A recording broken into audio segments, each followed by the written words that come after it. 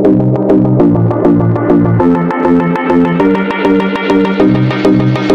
mga kalingap, welcome back po sa channel ni Glyza Baruna Official. Ayan, dito tayo muli sa ating kubo mga kalingap para gumawa. At ayan pinapantay na natin yung buong paligid para maging na siya, mabuhusan na natin ng beam, mabigaan na natin yung ating bahay kubo mga kalingap. Wala dito ngayon si Glyza kasi naglabas siya, so hindi ko alam kung susunod siya ngayon. So tayo muna ang magbibideo ngayon para sa kanyang channel, para mayroon siyang update dito sa paggawa ng aming mini kubo. Yan, yung aming kubo mga kalingap. Grabe, sobrang init po mga kalingap. Dito tayo sa medyo malilim. Yan, ayan na lang po, isang patong na lang at mapuporma na po yan. Ito yung pintuan namin at yun yung main door. Babakbakin ko lang yan para maging dalawa yung pintuan dito sa harap ng sala at sa gilid doon na side yung pintuan. Tapos meron tayong tatlong bintana dyan, tatlong bintana para sa dalawang kwarto. So yun,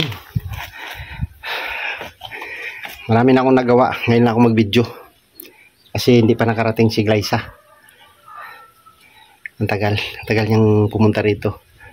Basang-basa na yung damit natin mga kalingap po.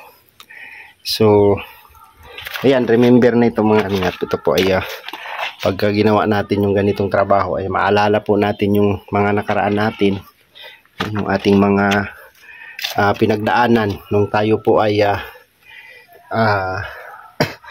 nangungonstruction pa lang dati, So ngayon po mga kalingap ay tatapusin natin to, yung ating asintada, at bukas po, hindi kasi pumasok yung workers ko ngayon, kaya ako na ang nagtapos nito.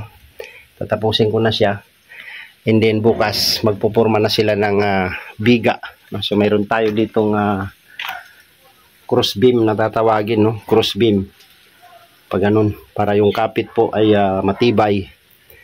Magbibiga ako dito, cross beam, para kapit sa ating buong bahay, and then flooring at palitada, bubong. Grabe, malaki-laki pa ito mga kalingap. So yun nga, sabi nga nila, pasaan pat papunta tayo sa ending nito, kasi wala namang hindi matatapos basta dahan-dahan nating ginagawa, So isang bagay na ating inaasam-asam. So sana mabubungan na ito this month, At yung ating revenue po ay hindi po siya sure na tumataas, bumababa po. Pababa, pataas. So kung tataas man, hindi man kalakihan. Tapos meron pa tayong charity work.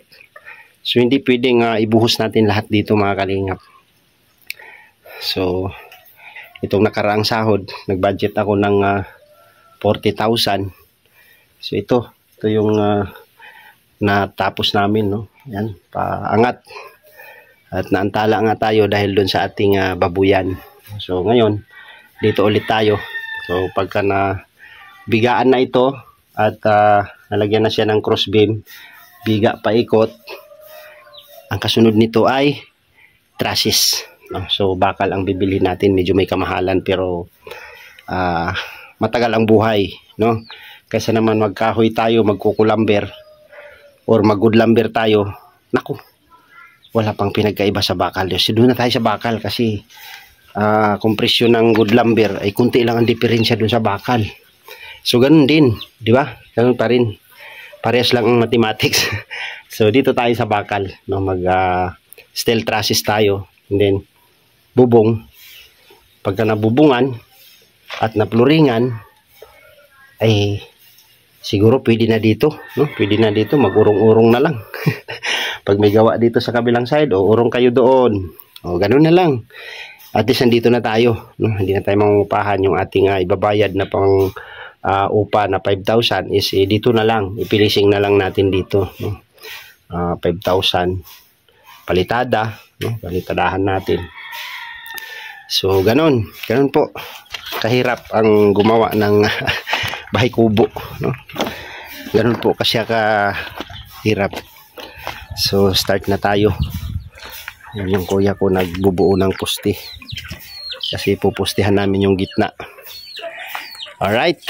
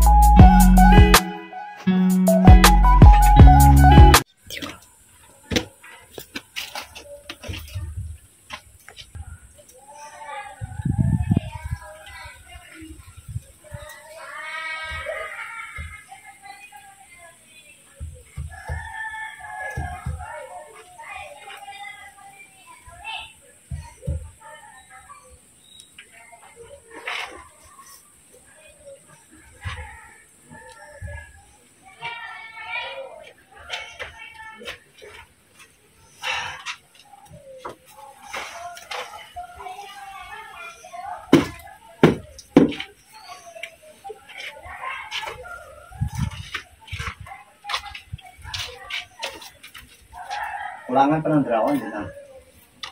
Tingnan natin. Diba?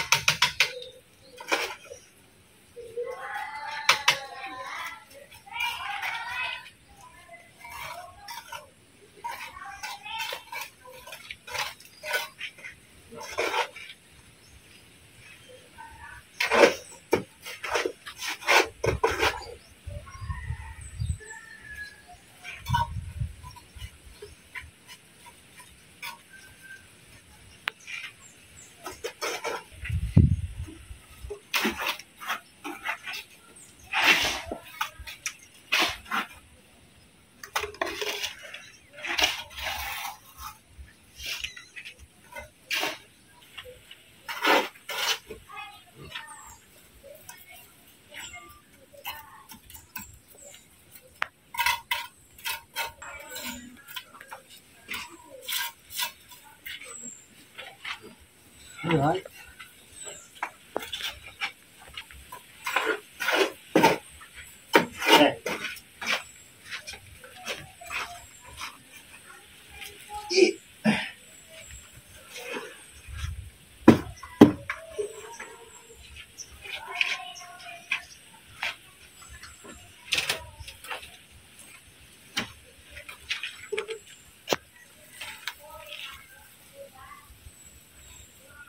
Dali rin. Ha? Dali rin.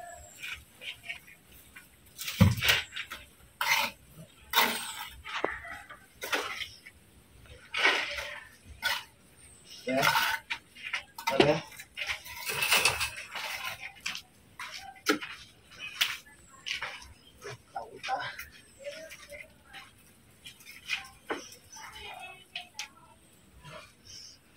Kulangan. Gamay lang ay. Pasok na lang.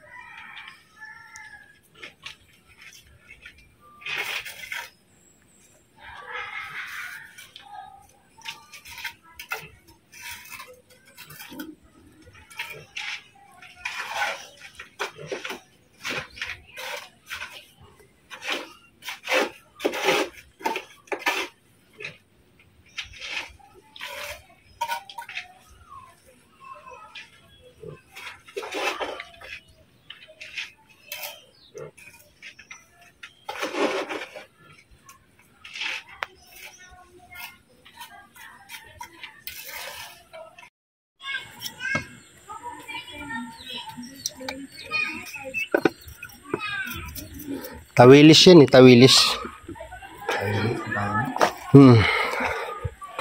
So ayan mga kalingap, tapos na natin na pasintadahan lahat, no, yung palibot. So bukas magbibiga na lang sila. So nakakapagod mga kalingap yung ganitong trabaho. Ayan na po siya. Tapos na po ang ano natin, asintada. So magbibiga na tayo bukas. Beam. Grabe.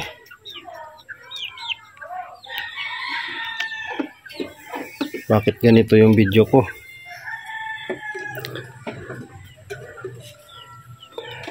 Alright. Magpupusti tayo dyan. Papalitan natin yung PVC na yan. Malaking pusti. Ito yung ating pangporma. At meron tayong plywood. Grabe. Ito yung poste natin sa gitna, oh. Laki.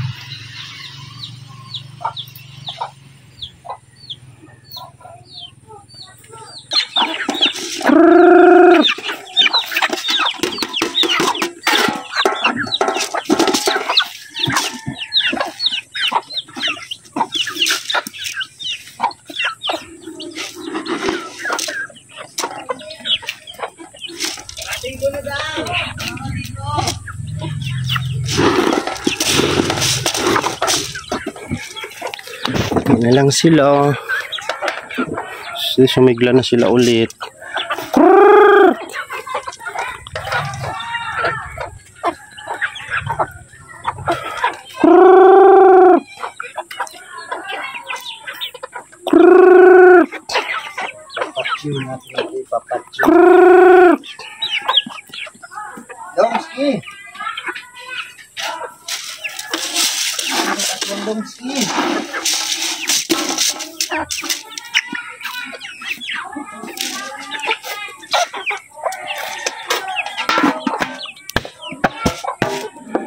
Alright. Lalaki na sila. Pwede na silang tinulahin. Nakatinula na kami. Isa. Krrrk! Krrrk!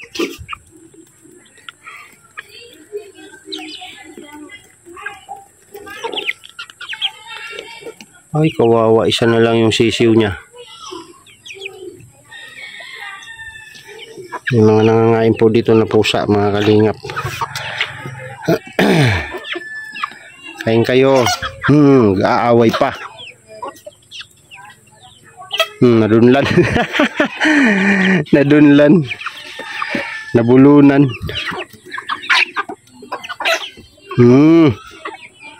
Kaaway pa kasi. Uy, tumanda na yung patula natin. Hindi na siya pwedeng gulayin. Po. Wala na. Nakatago kasi siya dito, oh. Siya mailay. Di siya mailay. Oh. Dahil bunga. Tumanda na lang. So ayan mga kalingap, nakakapagod mga construction. Grabe. Hindi pumunta dito yung partner ko. Kaya para sa kanya tong video na to, mga kalingap, update po sa ating bahay kubo. Sa ating munting bahay. Ayan. Papanood nyo po to, no?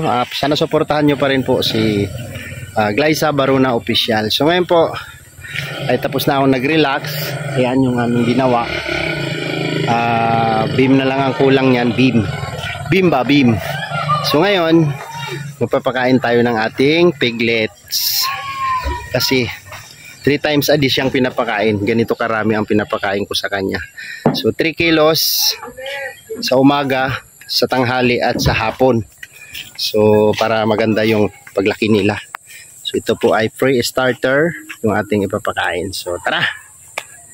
Deliver, oh. So ayan, litson. Grabe. Shout out po, shout out. Grabe. Sarap ng litson. Yan. Sa mga gusto pong umorder ng litson, ayan, comment lang po kayo, no, sa comment section. At mag-litson po dito yung aking kumpara. Yan po yung litsonan niya. So pabor ito sa ating alaga. Kain. Shout out. Kain tayo. Yung ano ni paring Eric. So papunta tayo sa ating piggery. Ayan po yung piggery nila, oh. Yan, kay paring Eric yan. So dun sa akin sa unahan. So salamat po kay paring Eric, no, sa aking kumpare dito na pinayagan tayong magtayo dito ng piggery sa kanyang area. So yan. Sana mag-success ito, mga kalingap, no? Ayun nga pala, ano, sa mga gusto pong mag-order ng litson, comment down below lang po kayo, mga kalingap, at May description po dyan. May number po tayo dyan sa description. Pwede po kayo mag-order. Sa mga malapit po dito sa Camarines Norte, pwede po kayo mag-order sa inyong mga kamag-anak. Kung may mga ano kayo, okasyon, no? At siyempre, after 2 months or 3 months, pwede na rin kayo mag-order dito. May baboy na ako. Ayan, umiyak na sila. Hello! Hello! Tumatalon na sila. Gutom na kayo. Kawawa naman kayo. Papakainin na natin mga kalinga. Pangingay na nila. Ang sarap nilang pagmasdan. Nakakawala ng pagod. Nakakawala ng stress ang ating mga piglet. So sa may mga idea po mga kalingap, so ito po ay estimated lang po ito. Yung laman nito is nasa 3 kilos, no? 3 kilos. Di pa ako nakakuha ng feeding guide doon po sa binibilihan natin ng bahog. So kung tama ba ito, no? So manghihingi pa ako ng feeding guide doon po sa ano. Tingnan nyo po mga kalingap, oh grabe. Ang lulusog nila, purya buyag, no? Purya buyag sa ating mga piglets. Hala, agawan. Kain kayo. So hindi pa sila nililigo mula nung kinuha natin mga kalingap, mga kaibigan. So nasa 3 days pa lang tayo, no? Pangatlong araw pa lang ngayon. At ubos na yung 25 kilos po natin in 3 days. Last na po ito. So bukas, magbubukas na tayo ng isa. Ayan na po sila. Ganun na po sila kalalaki. 3 araw pa lang sila sa atin ngayon mula nung kinuha natin doon sa ating binilhan. Ay grabe, ang lulusog na po nila mga kalinga po. Wow! Napakasarap pagmasdan ng ating mga alaga at napakalinis ng kanilang area. Ayan po, binalutan natin ng yero sa paligid. Yan. Kasi pawid po yung ating bubong. Yan. Tapos nakapaligiran. Napaligiran po ito ng mga kahoy, punong nara dyan sa gilid. Tapos yung mga ginanganga ba yan? Yan, yung bunga. Yung mga niyog, saging. So napaka-presko po dito mga kalingap, no?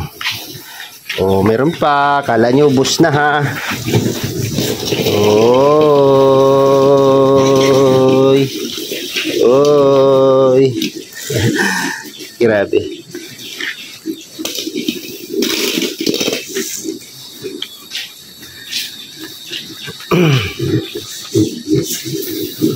So, mga gusto pong mag-suggest mga kalingap, kung 15 heads po ito, no? So kabibitaw lang to natin dito. So meron kaming binudget na 3 kilos per feeding, no? 3 kilos per feeding sa ating 15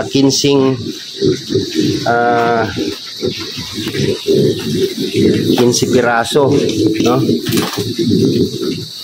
Ayan, kung kulang pa ito, so baka makahingi ako bukas o sunod na araw ng feeding guide sa bilihan ng pagkain nila. Ayan, oh, grabe ang lulusog nila mga kalingap. Comment lang po kayo kung may mga idea po kayo, kung mayroon kayong mga suggestion para sa ating alagang baboy. Alright, ang lalaki na nila, ang lulusog nila, purya buyag. So ngayon maglilinis tayo ng kanilang inuman kasi nandun yung dumi nila, oh. Yan, magwawalis tayo.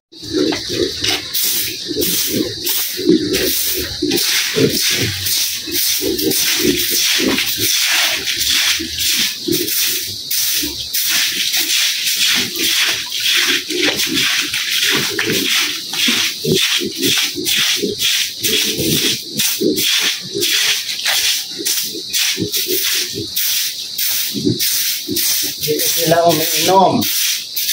Dito rin sila tumatae.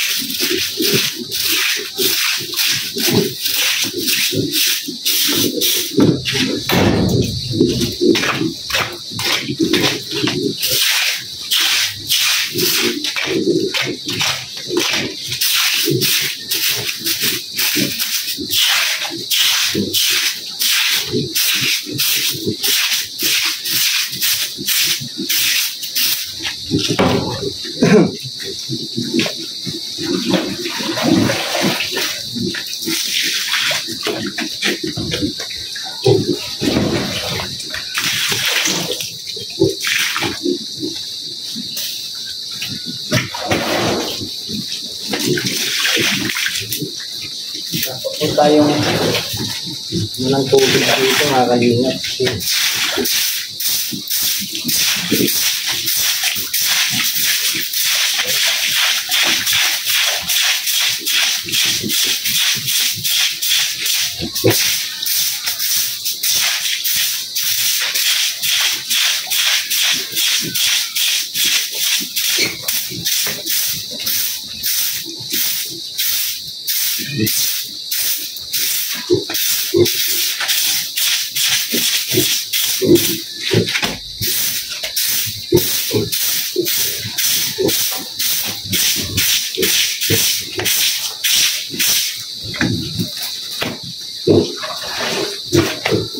Inom na kayo.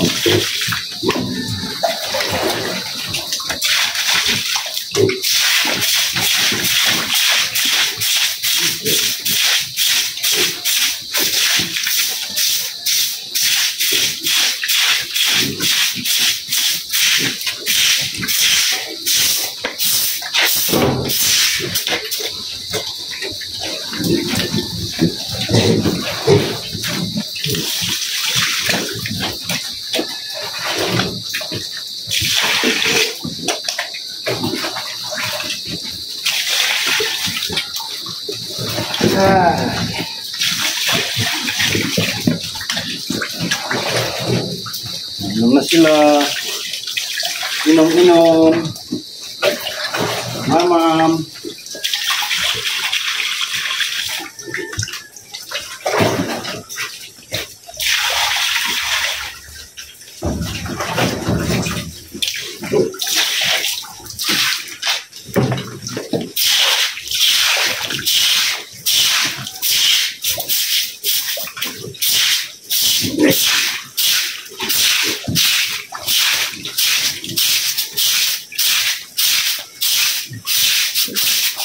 Mga isang buwan pa daw ito bago liguin, no? Mga 3 weeks mula nung bibitawan natin, no? Hindi pa sila naliligo ngayon. 3 days pa lang. So baka may 1 week pa.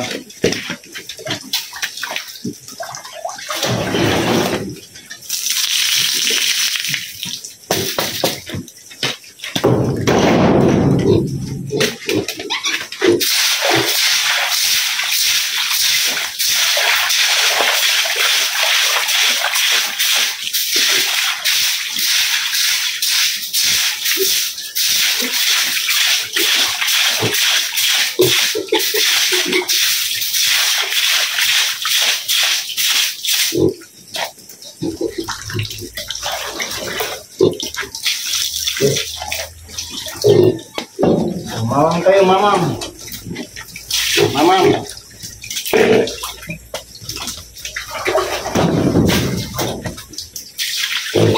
Two, four, 6, 8, 10, 12, 14.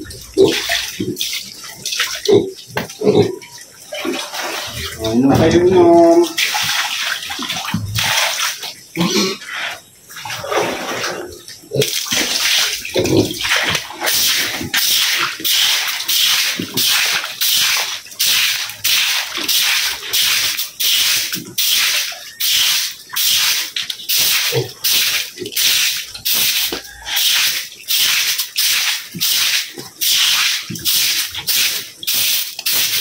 Wala tayong cameraman ngayon.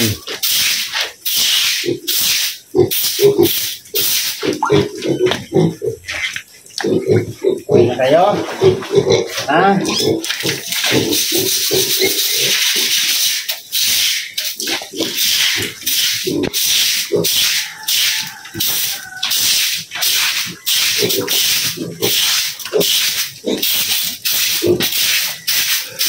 Alright, tapos na tayo maglinis.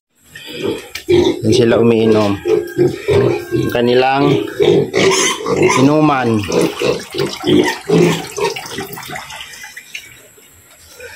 Okay na. Natulog na kayo. Yan. Bye-bye po mga kalingap. Maraming salamat po sa inyong lahat.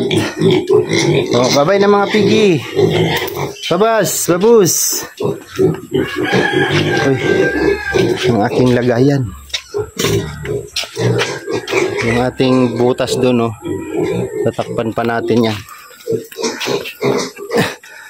Bye-bye. Good night sa inyo.